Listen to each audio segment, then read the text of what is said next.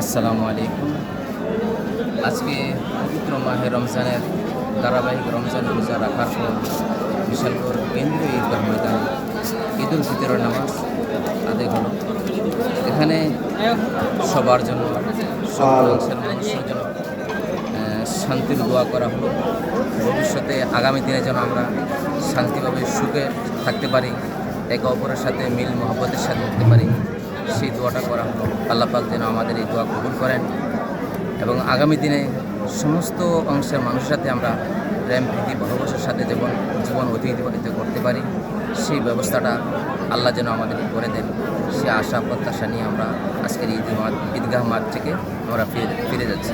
এই ঈদ উল ফিতরের মাহাত্ম্যটা যদি একটু বিস্তারিত বলেন।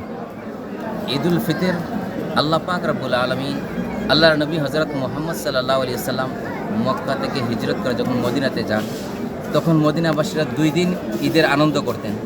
তো আল্লাহ রাসূল সাল্লাল্লাহু আলাইহি সাল্লাম বলেন, কাদ আবদালাকুমুল্লাহু বিহিমা খায়রাম মিনহুমা ইয়াউমাল আযহা ইয়াউমাল ফিতর, যে তোমরা যে 2 দিনে ঈদের আনন্দ করতে, সেই 2 দিনের পরিবর্তে আল্লাহ পাক রব্বুল আলামিন 2টা ঈদ রেখেছেন। সে 2টা ঈদের নাম হলো, একটা হলো ঈদ উল ফিতর আর একটা হলো ঈদ উল আযহা। এই 2 দিনে মুসলমানরা সারা পৃথিবীতে ঈদের আনন্দ করে থাকেন, ঈদের আনন্দ এবং উল্লাস করে থাকেন।